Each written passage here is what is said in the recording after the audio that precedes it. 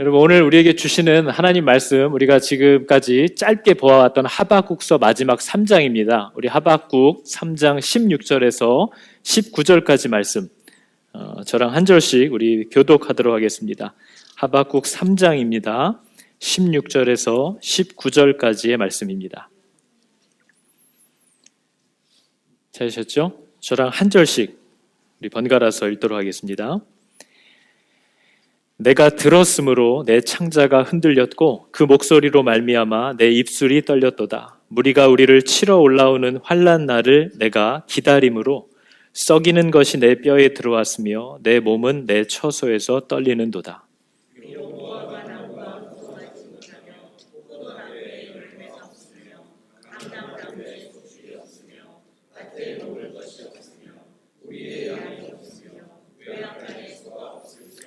나는 여호와로 말미암아 즐거워하며 나의 구원의 하나님으로 말미암아 기뻐하리로다. 주 여호와는 나의 힘이시라. 나의 발을 사슴과 같게 하사 나를 나의 높은 곳으로 다니게 하시리로다. 이 노래는 지휘하는 사람을 위하여 내 수금에 맞춘 것이니라. 아멘. 자, 여러분 반갑습니다. 여러분, 오늘 이제 10주 만에 우리가 함께 모여서 이렇게 예배 드릴 수 있음을 우리가 감사하고 또 서로 이런저런 근황도 묻고 대화할 수 있는 그런 또 하고 싶은 마음도 있지만, 저는 오늘 하나님께서 그 어느 때보다도 이렇게 귀하게 회복시켜 주신 시간을 하나님의 말씀 앞에 온전히 서고 집중하는 것으로 온전히 사용하기를 원하신다고 믿습니다. 그래서 여러분, 오늘 우리가 하박국서를 나누게 되는데요, 참으로 하나님이 우리에게 주시는 말씀은 우리가 우리의 인위적으로 또 우리의 계획을 따라 정하는 것 같지만 참 필요한 말씀들을 하나님께서 언제나 공급하신다 하는 것을 고백하지 않을 수가 없습니다. 여러분, 하박국서에 등장하는, 우리가 지난 며칠 동안 이미 서신으로도 강도사님들을 통해서도 들었지만요, 하박국서는 거기 등장하는 이 선지자가 하나님을 향한 진짜 날이 서 있는 질문을 막 던지는 겁니다. 너무 힘들고 너무 이해가 되지 않으니까요.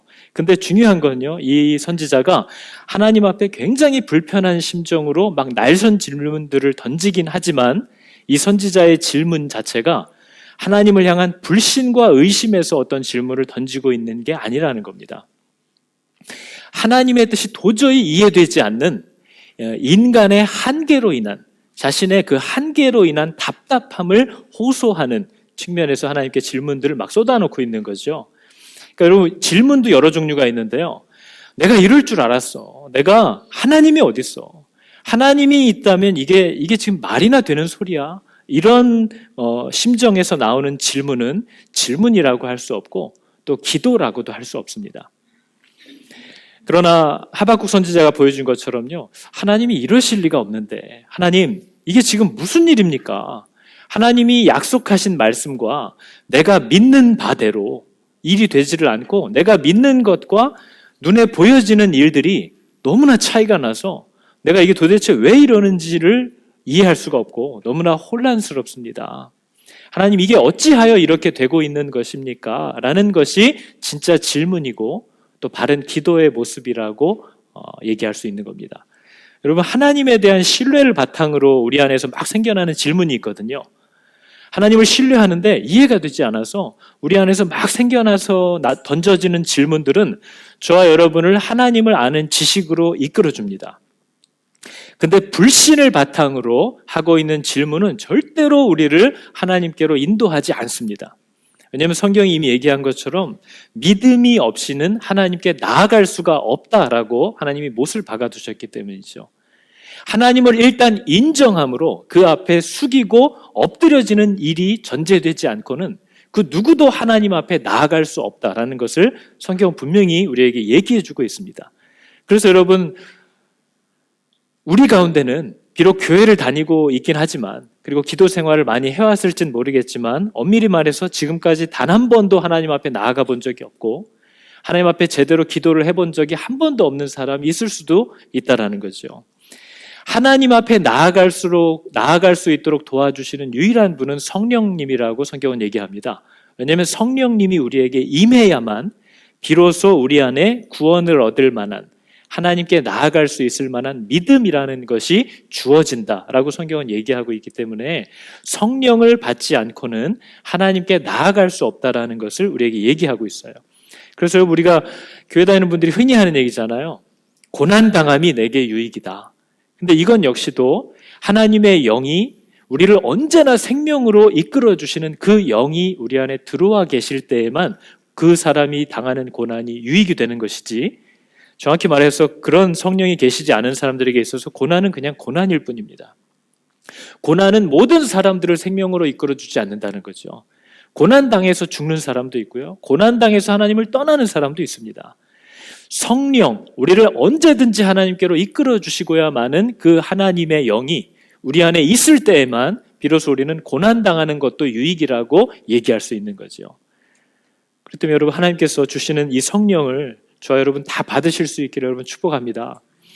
오늘 우리가 읽은 하박국 3장의 내용을 추려서 한마디로 얘기하면요, 너 모든 것이 다 사라져버린 경우에도, 진짜 너를 완전히 실망시킬 만큼 모든 것들이 다 네 손을 떠나가 버린 상황에도 어떤 이유에서인지 그 일을 행하신 하나님을 신뢰함으로 끝까지 찬양할 수 있겠느냐, 이걸 묻는 거예요.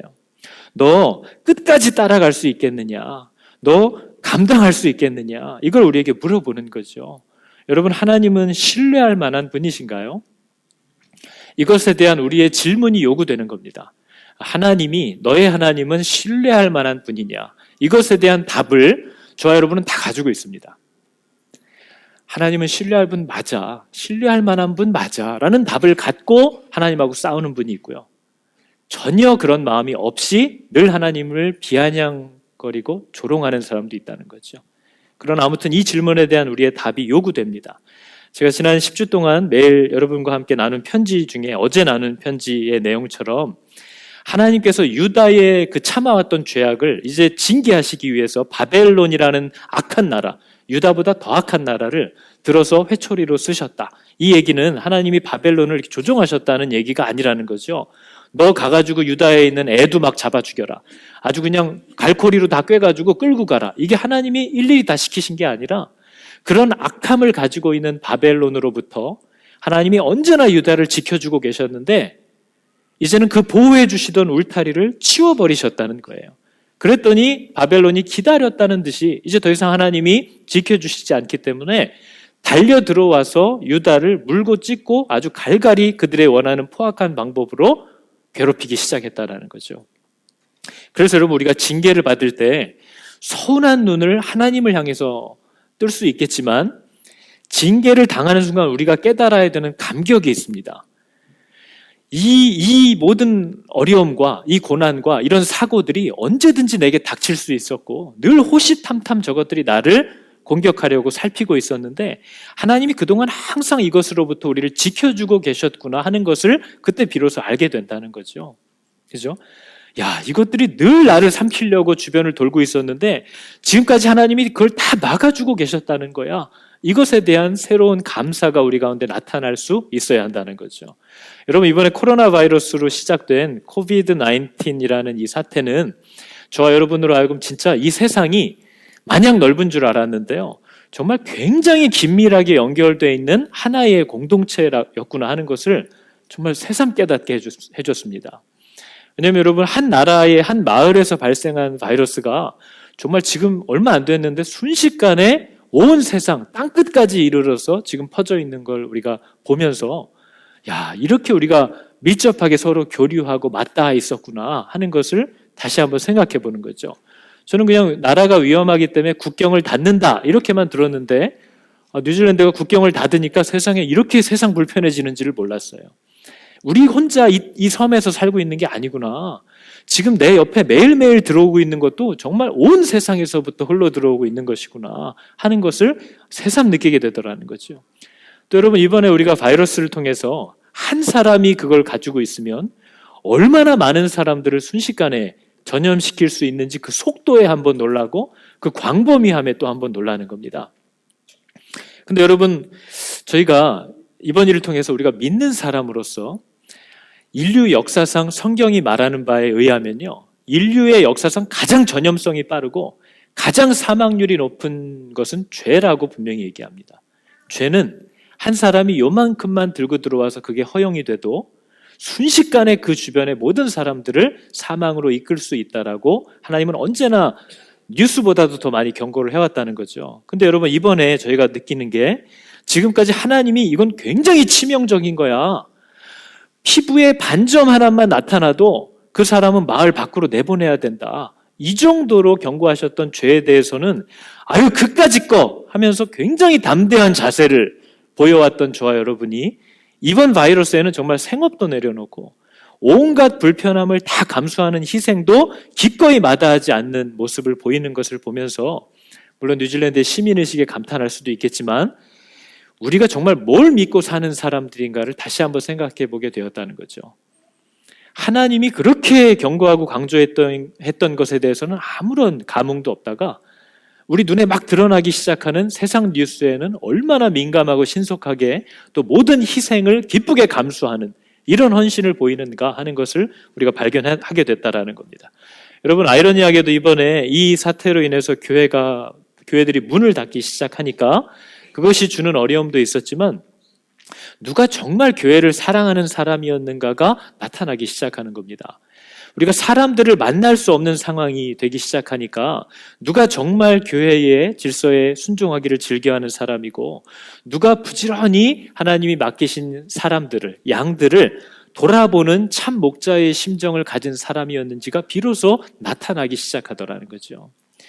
이렇게 교회들이 닫히고 나니까 그동안 내가 정말 몇 대째 예수를 믿고 아주 어려서부터 하나님을 알고 있다고 생각하면서 해왔던 모든 신앙의 형식들, 헌금 생활이든 예배 생활이든 말씀 생활이든 기도 생활이든 성도들 간의 교제든 이 모든 우리가 해왔던 형식들이 내가 누구를 의식해서 해왔었던 일인지가 이 모든 형식이 끝나고 나 혼자 집에 덩그러니 있어야 하는 상황이 오니까 비로소 드러나기 시작하더라는 거예요.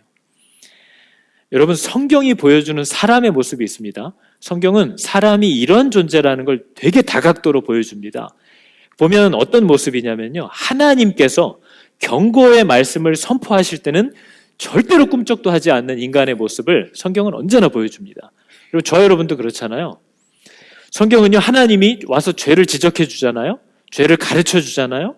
그럼 회개하는 게 아니라 더 성질을 내면서 오히려 마음도 닫고 귀도 닫고 더 나가면 죄를 지적한 사람하고 이제 싸우기 시작하는 모습을 보여줍니다. 이게 우리 여러분 가정에서도 그러잖아요. 부부간에. 아, 여보 당신 이러면 되겠어? 아, 내가 틀렸구나. 이러는 게 아니잖아요. 너나 잘해. 너는 안 그랬어? 이게 막 튀어나오는 거 아닙니까? 그게 사람의 모습이라는 거예요. 여보 이것 좀 해줘요. 말로 경고할 땐 전혀 듣지 않아요. 이게 인간의 모습이래요. 근데 성경이 보여주는 또 하나의 참 희한한 비열한 인간의 모습은요, 듣지도 않고 가르쳐줘도 그렇게 성질만 내던 사람도 막상 자기가 감당할 수 없는 재앙이 닥치면 비로소 눈에 초점이 돌아온다는 거예요. 내가 이길 수 없는, 내가 도저히 어떻게 할 수 없는 두려움과 재앙에 사로잡히면 그제서야 눈을 들어 올리기 시작한다는 거죠. 그게 여러분 성경이 말해주는 부인할 수 없는 우리의 모습입니다. 그래서 여러분 성경에 보면 요엘서라는 게 있거든요. 요엘 선지자의 이 말씀을 선포하는 방법이 굉장히 독특합니다. 오늘 하박국서인데요. 요엘서도 하박국과 같은 메시지를 전하는 사람이거든요. 요엘은 굉장히 참신한 방법으로 하나님의 말씀을 전해요. 어떤 식이냐면요, 니네들이 뭘 잘못했는지는 얘기 안 합니다. 니네가 이렇게 살았으니까 저렇게 했으니까 지금 이러는 거 아니냐 이런 얘기를 하면 보나마나 성질 낼 거기 때문에 요엘 선지자는 굉장히 참신한 방법으로 설교를 하는데요, 백성들이 왜 이런 일들을 당하게 되는지, 이 심판의 이유가 뭔지는 전혀 앞에 언급을 안 합니다. 그리고 그들의 행위 때문에 만나게 될 재앙만 앞에 탁 던져버려요. 그래서 여러분 오늘 그 요엘서 1장 2절에서 4절의 말씀을 보면 다음과 같이 되어 있습니다. 지금의 상황과 똑같아요. 늙은 자들아 너희는 이것을 들을지어다. 땅의 모든 주민들아 너희는 귀를 기울일지어다. 너희의 날에나 너희 조상들의 날에 이런 일이 있었느냐. 이런 일을 한 번도 우리가 경험해 본 적이 없다는 거예요. 정말 희한한 일을 만났다는 거죠. 너는 이 일을 너희 자녀에게 말하고 너의 자녀는 자기 자녀에게 말하고 그 자녀는 후세에 말할 것이니라. 어떤 일이냐? 팥종이가 남긴 것을 메뚜기가 먹고 메뚜기가 남긴 것을 느치가 먹고 느치가 남긴 것을 황충이 먹었도다. 여러분 뭐 느치가 뭐냐 황충이 뭐냐 이거는 연구할 필요가 없습니다. 다 비슷한 메뚜기예요. 여러분, 메뚜기가 한번 지나가면 엄청난 일이 일어납니다. 요즘도 여러분 뉴스 보신 분들은 아실 거예요. 기후의 변화 때문에 지금 동아프리카 지역은 난리가 났습니다. 메뚜기 떼가 나타났는데요. 현대 방역으로도 해결이 안 돼요. 한국의 남해안에도 지금 메뚜기 떼가 올라와서 난리가 나고 긴장을 하고 있거든요. 지금 이렇게 숨죽이고 있다가 날씨가 따뜻해지면서 장마철이 한번 되면 얘네들이 한 마리가 엄청난 알을 깐대요. 그럼 이거를 현대 방역으로도 안 된다는 거죠, 통제가. 그래서 한국도 지금 어려워하고 있어요. 그런데 여러분, 현대에도 그런데요. 이 고대 시대에는 메뚜기 떼라는 거는 원자폭탄과 같아서 한 마을과 한 나라를 그날로 사라지게 만들 수 있는 재앙입니다. 메뚜기 떼가 한번 지나가면 사람이든 짐승이든 먹을 수 있는 모든 푸른 것은 다 사라지는 거예요. 그런 어마어마한 재앙인데 요엘이 뭐라고 얘기하면요. 팥종이가 한번 먹고 지나갔는데 남은 것도 없어요. 근데 그걸 메뚜기가 또 와서 먹는다는 겁니다. 메뚜기 지나갔는데 또 느치라는 놈이 와서 그걸 또 먹는데요. 뭘 먹는지 모르겠어요. 또 왔대요. 느치가 지나갔는데 또 황충이 와서 먹고 있더라는 거죠. 그러니까 한마디로 뭐냐면요. 비슷한 재앙이 연달아 닥쳐서 완전히 숨통을 끊어놓는다는 얘기를 하고 있는 겁니다. 여러분, 이번에 저희가 코비드-19이라는 사태를 만나면서 간신히 지금 위기를 넘겨가는 것처럼 느껴집니다. 그러나 굉장한 데미지가 있고 앞으로도 그로 인한 데미지를 한참을 겪어야 하는 때를 우리가 만나고 있어요. 근데 이런 식으로 만약에 우리가 예를 든다면 코비드-19에 대한 백신을 정말 어렵게 올해나 내년에 만들어 놨는데 코비드-20, 코비드-21 이런 식으로 밀려오기 시작하면 누구도 감당할 수 없다는 거죠. 백신을 만드는 것도 요원한 일일 뿐만 아니라 우리가 그 질병에 걸려서 타격을 받을 수도 있고 질병은 걸리지 않더라도 그로 인한 경제적인 타격과 국가 간의 마찰 때문에 상상할 수 없는 일이 일어날 수 있는 이런 사태가 벌어질 거야 하는 얘기를 요엘 선지자가 하더라는 거죠. 메뚜기 지나가고 느치 지나가고 이게 지금 끝이 아니라는 겁니다. 다음 게 비슷한 놈들이 계속 오는데 숨을 쉴 수 없고 회복할 수 없을 만한 타격을 우리에게 주실 것이다. 이렇게 얘기하고 있다는 거죠. 여러분, 요엘 선지자의 설교 스타일은 되게 특이해요. 죄를 지적하지 않아요. 근데 죄의 결과를 그냥 막 던져놓는 거예요. 여러분, 제가 만약에 집사님들한테 집사님, 제가 요즘 보자 하니까 듣자 하니까 집사님 신앙생활을 너무나 제대로 하지 못하고 계신 것 같아요. 하나님과의 우선순위가 굉장히 틀려 있는 것 같습니다. 이거 바로 잡으셔야 되지 않을까요? 이렇게 얘기하면 저는 그 집사님과는 끝나는 거예요. 다시 만나기 어려워지는 거죠. 그죠? 얼마나 기분 나쁘겠어요? 얼마나 언짢아요. 그런데 요엘 선지자의 설교 스타일은 이런 거예요. 그 집사님한테 절대 그런 얘기 안 해요. 집사님, 제가 오다 보니까 집사님 집이 막 활활 타고 있던데요? 이런 얘기를 하는 거예요, 갑자기. 집사님, 요 앞에 그 흰색 토요타 세단 집사님 차인가요? 누가 옆구리를 콱 박아놨던데? 막 이런 얘기를 하면 깜짝 놀라는 거죠. 여러분, 요엘 선지자가 하는 말 앞에서는 하나님이 그렇게 경고를 할 때는 눈 하나 깜짝하지 않던 사람들이 그 경고로 인해서 만나게 될 결과를 딱 얘기하니까 쓰러지더라는 거예요. 하나님이 그렇게 하나님과의 우선순위와 말씀 앞에 설 것을, 죄를 떠날 것을 얘기할 때는 꿈쩍도 안 하던 사람들이 그로 인해서 건강이 타격을 받는다든지 내 자녀에게 문제가 생긴다든지 내 결혼 생활에 문제가 생긴다든지 재정에 타격을 입는 일이 일어나면 당장에 두려워하면서 엎드러져서 눈물을 터뜨린다는 거죠. 근데 그것도 참 회개라기보다는 불안하고 두렵고 억울해서 우는 거지 정말 회개하는 것일까도 정확하진 않은 거죠. 이렇게 특이한 설교 스타일을 요엘이 구사하기 때문에요. 백성들이 귀를 기울이지 않을 수가 없습니다. 아니, 그 일이 왜 일어난다는 거야? 도대체 왜 무슨 일이야? 이렇게 묻게 되는 거죠. 그때 여러분, 요엘이 전한 이 재앙의 이유, 나중에 얘기하는 거예요. 재앙의 이유는. 그 이유가 하박국이 얘기한 선지자와 똑같은 맥락을 가지고 있습니다. 첫 번째가 뭐냐? 이 재앙의 원인은 너희가 율법을 버렸기 때문이라는 거예요. 너희가 하나님을 떠나도 한참 떠나 있기 때문에 이 일을 만나게 될 수밖에 없다. 저희는 늘 얘기하잖아요. 하나님, 아니 어떻게 이런 일이 일어날 수 있어요? 어떻게 이런 불의한 일이 일어날 수 있어요? 어떻게 이렇게 공의롭지 못한 일이 나타날 수 있어요? 막 화를 내잖아요. 근데 하나님은 더 화가 나는 거예요. 내가 너를 그 모든 불의에서부터 피할 수 있는 가장 안전한 나의 말씀과 율법 안에 너를 이렇게 묶어주었는데 네가 답답하다고 이게 뭐냐고 나를 왜 묶었냐고 뜯어내고 안전하지 않은 곳으로 뛰쳐나간 게 넌데 글로 뛰어나가가지고 왜 세상이 이 모양이냐고 얘기하고 다닌다는 거예요. 그것에 대해서 요엘도 하박국도 똑같은 얘기를 하는 거죠. 그리고 여러분, 이건 언제나 반복되는, 하여튼 백성이 타락했을 때는 반드시 따라오는 하나님의 이제 회초리인데요. 영적인 지도자들이 타락한다는 겁니다. 요엘도 똑같은 얘기를 해요. 여러분, 요엘서 1장 9절을 보면 이렇게 되어 있습니다. 소제와 전제가 여호와의 성전에서 끊어졌고 여호와께 수종드는 제사장은 슬퍼하도다.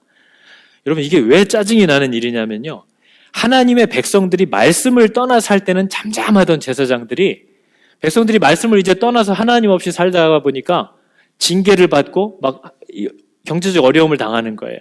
그러니까 성전으로 들어오는 헌금이 줄었다는 거죠. 그러니까 자기들이 먹고 살 게 어려워지니까 그제서야 슬퍼하기 시작하더라는 거예요. 저게 요엘 선지자가 지적한 내용입니다. 그러니까 여러분, 지금 교회들은 이번에 코비드-19 사태도 그렇지만 성도들이 재정적인 타격을 받거든요. 그럼 지금 교회들은 교회의 헌금이 줄어드는 것을 걱정해야 하는 때가 아니라는 거예요. 지금까지 모든 성도들이 자신의 삶을 말씀 위에 세워가지 못하고 있었던 것을 인하여 염려하고 그것 때문에 잠을 못 자고 있었어야지, 그때는 가만히 있다가 돈이 안 들어오니까 슬퍼하기 시작하더라는 거죠. 두려워하기 시작하더라는 거죠.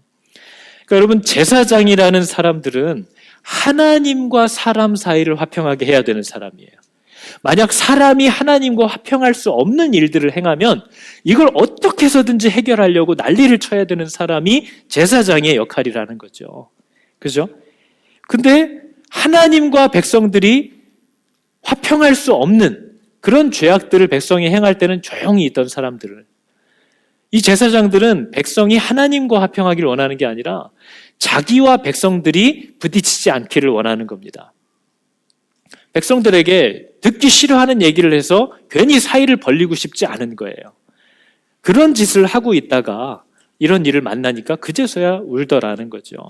마찬가지로 정말 하나님의 백성이라면, 이 시대에 정말 참 하나님의 백성이라면 아무리 하나님께서 교회를 통해서 또 리더들을 통해서 나에게 주시는 말씀이 기분 나쁘고 그 충고가 부담스럽고 또 내게 손해를 입힐 것 같다 해도 귀를 열어서 하나님의 말씀을 들어보고 그게 정말 맞다면 그때는 마음도 열어서 순종하려고 해야 하는 것이 참 백성들이 가져야 할 태도라는 겁니다. 여러분, 오늘 본문 3장이 보여주는 하박국의 결론은 이런 거예요. 하박국은요, 이 재앙은 이미 예고된 거구나. 우리가 만나야 할 이 끔찍한 두려움은 우리가 반드시 만나야 하는 거구나. 그래서 우리가 여러 번 읽었던 16절은 없습니다, 집사님. 내가 이 얘기를 듣고 창자가 흔들리고 입술이 떨렸도다, 이렇게 얘기를 하는 거예요. 이런 엄청난 재앙을 우리가 만날 수밖에 없는 상황인 거구나. 이것을 하박국 선지자가 알았다는 거예요. 그래서 여러분, 우리가 오늘 3장 앞절이라 읽진 않았지만 이게 유명한 찬양이기도 하고요.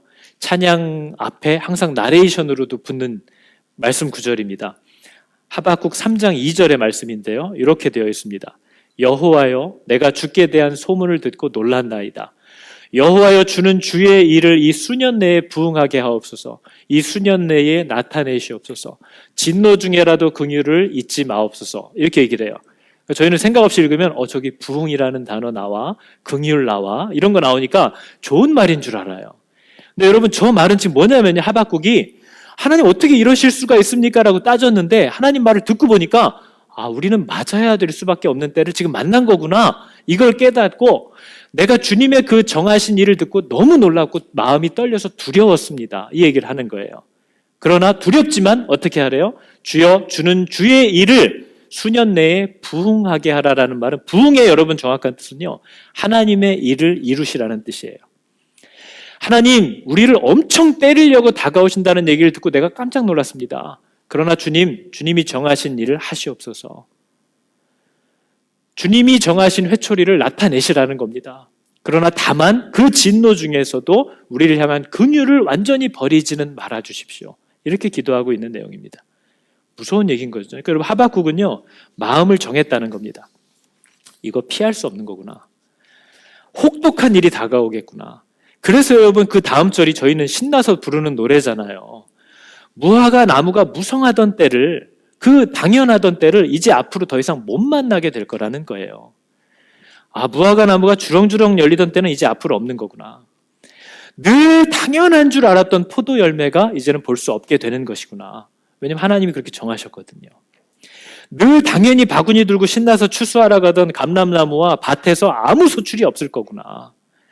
당연히 외양간에 가면 지푸라기 냄새, 소똥 냄새로 가득하던 그곳이 이제는 아무 냄새도 없이 그냥 텅텅 비어있는 날들을 우리는 이제 앞으로 만날 수밖에 없게 되었구나. 이것을 하박국이 얘기하는 겁니다. 그러나 그런 징계와 고통스러운 환난을 내가 받을지라도 나는 여호와로 말미암아 기뻐하고 즐거워하리라. 이렇게 얘기하고 있는 것이 하박국서의 내용이에요. 그러니까 여러분 지금 하박국은 뭘 하는 거냐면요. 무화과 나무에 열매가 없는 걸 보고 깜짝 놀라서 막 좌절하는 게 아니고요. 그동안 내가 맨날 따먹었던 그 풍성한 열매가 당연한 게 아니라 그동안 하나님이 참아주시고 계속 보호해주시고 계셨기 때문에 내가 먹을 수 있었던 은혜였구나. 이걸 깨닫고 감사한다는 거예요. 포도나무에 열매가 안 열리는 걸 보고 분노하는 게 아니고요. 그 당연한 줄 알았던 열매도 하나님의 선물이었구나 하고 이제 감사하기 시작하겠다는 거예요. 오히려 잃어버렸을 때에. 더 이상 그 복을 받지 못하게 되었지만. 그러니까 여러분 지금 저와 여러분이 만나고 있는 이때 역시도 이제는 감사해야 될 제목들이 그 어느 때보다도 많이 발견돼야 하는 때입니다. 왜냐하면 이제 우리가 가졌던 것들과 당연하다 누렸던 것들을 하나씩 잃어버릴 것이기 때문이에요. 여러분 아무 때나 손이고 어깨고 덥석덥석 잡으면서 막 우리가 인사했던 때가 불과 10주 전입니다. 저는 여러분 주일아이 되면요, 저희 아이들도 그렇지만 교회 모든 저 아이들이 그냥 땀을 뻘뻘 흘리면서 교회를 뛰어다니고 과자를 내 입에 넣었다 네 입에 넣었다 막 이러면서 막 뛰어다녔던 그게 불과 10주 전인데 이제는 그때는 그게 은혜였는 줄을 몰랐어요. 늘 그럴 거라고 당연히 생각을 하고 있었지 그렇게 하지 못하는 날이 올 거라는 것. 그리고 저도 여러분도 알지 못하지만 앞으로 그런 일을 보기가 힘들어질 수도 있다라는 것. 이것을 불과 10주 전에도 저와 여러분은 몰랐다는 겁니다. 당연한 줄로 알았다는 거죠. 그래서 여러분 이제 혹시나 저와 여러분이 앞으로 많은 것들을 조금씩 잃어버려야 하고 이제는 포기해야 되는 일들을 만날 때마다 야, 이것도 당연한 게 아니라 하나님의 은혜였구나 하고 감사 제목으로 포함시키라는 거죠. 그죠? 여러분 돈이 없어서 이제는 당연한 줄 알고 사 먹던 고기 반찬을 살 수 없는 때가 오시거든. 내가 한때 울지 마시고 저걸 내가 이제는 못 먹게 됐네. 언제나 또 먹어보지. 이러면서 세월을 낭비하지 마시고 내가 진짜 한때 고기 좀 뜯었지 하시라는 거예요. 내가 저 때는 막 먹다 막 남겼어. 이렇게 생각하시면서 하나님 그때는 내가 정말 감사한 줄도 몰랐습니다. 실컷 먹었습니다. 하나님. 감사합니다. 하시라는 거죠. 이제 저와 여러분은 그동안 하나님이 은혜인 줄도 우리가 모르는 상태에서 부어주셨던 그 기가 막힌 은혜의 때를 그 시절을 그리워하는 것으로 시간을 낭비하시지 말고 앞으로 어떤 환경을 만나게 하실지 모르지만 새롭게 주실 그 환경 속에서 하나님이 인도하시는 것을 따라서 순종하는 것을 그 어느 때보다도 힘써야 하는 때를 우리가 만났다는 겁니다. 우리가 평안할 때 부르는 찬양이 있잖아요. 세상 흔들리고 사람들 주를 떠나도 나는 주를 섬기리. 그때는 얼마나 이 운율이 좋은지 그냥 신나서 불렀는데 이제는 정말 이 가사를 고백해야 되는 때를 우리가 만나고 있다는 겁니다. 세상이 흔들리고요. 사람들이 주를 떠나도 나는 주를 섬기리. 이 즐거워서 불렀던 찬양이 이제 우리의 정말 고백이 돼야 하는 때를 우리가 만나고 있다는 겁니다. 그래서 여러분 이제 앞으로 혹시나 내가 예전에 왕년에 누리던 그만큼을 다시 누리기 위하여 전전긍긍하고 마음을 졸이는 인생이 되지 않기를 여러분 축복합니다. 꼭 그럴 필요 없습니다. 어려워지면 저는 당연히 먹던 반찬 하나를 못 먹게 되면 되는 것이고 종종 당연하게 누리던 외식도 커피 한 잔도 그런 호강들도 어쩔 수 없다면 떠나보내면 되는 일이라는 거죠. 왜냐하면 여러분 그거 다시 예전처럼 먹고 예전처럼 다시 입고 예전처럼 다시 누리기 위해서 우리가 하나님으로부터 멀어질 수는 없는 노릇이잖아요. 할렐루야. 네, 그렇죠. 그렇잖아요. 아니 내가 그거 먹고 다시 누리자고 하나님을 떠날 거예요? 아니잖아요. 그냥 그걸 포기하고 내가 하나님 옆에 있는 게 낫지. 생명으로 들어가는 문이 우리 앞에 있다라고 성경이 얘기하고 있어요. 그죠? 그 문에서 멀어지지 않기 위해서라면, 그러기 위해서 필요하다면 그동안 누리던 넉넉함이나 편리함들을 하나씩 떠나보내겠다는 거죠. 그죠? 그것도 그냥 떠나보내지 마시고, 아유, 저 오매 아까운 거, 이렇게 떠나보내지 마시고, 하나님, 그동안 실컷 누렸습니다. 고마운 줄도 모르고 아주 펑펑 누렸습니다. 하나님, 감사합니다. 하고 놓아버리시기를 여러분 축복합니다. 이제 아무것도, 그렇게 마음을 정한 사람들의 마음은 이제 아무것도 애타게 할 수 없습니다. 그렇게 하나님 앞에서 마음과 뜻을 정한 사람들을 불안하게 만들 수 있는 환경은 아무것도 없다는 거죠. 왜냐하면 내 삶의 패턴과 소비의 이 형식을 바꿔야 하는 때가 다가온다면 나는 바꿀 거고, 잃어야 되는 때가 다가온다면 그냥 잃어버릴 것이고, 죽어야 되는 때가 다가온다면 죽을 것이기 때문이에요. 그게 성도들이 가지고 있는 마음이기 때문에 그 어떤 것도 세상은 우리를 흔들어 놓을 수 없다는 거죠. 그래서 여러분, 이 예고되어 있는 환란을 바라보는 하박국 선지자가 그 환란을 지금 받아들이면서, 참 특이한 사람이에요. 그 환란을 받아들이면서 오늘 말씀 하박국 3장 19절을 보면요, 수금에 맞춰서 노래를 부르셨대요. 뭐라고 노래를 불렀죠? 주 여호와는 나의 힘이시라. 주 여호와는 나의 힘이시라. 나의 발을 사슴 같게 하사 나를 높은 곳으로 다니게 하시리로다. 이것을 하박국 선지자가 노래하더라는 겁니다. 주의 음성을 찬양할까요? 여러분, 이번 기간 동안 저희가 10주의 기간 동안 여러분은 하나님께서 나에게 어떤 얘기를 하고 계시는 것 같다고 느끼십니까? 꼭 말씀만이 아니어도 여러 되어지는 환경들을 보면서 하나님이 나에게 뭘 얘기하고 싶어 하는 것일까 한번 생각해 보셨습니까?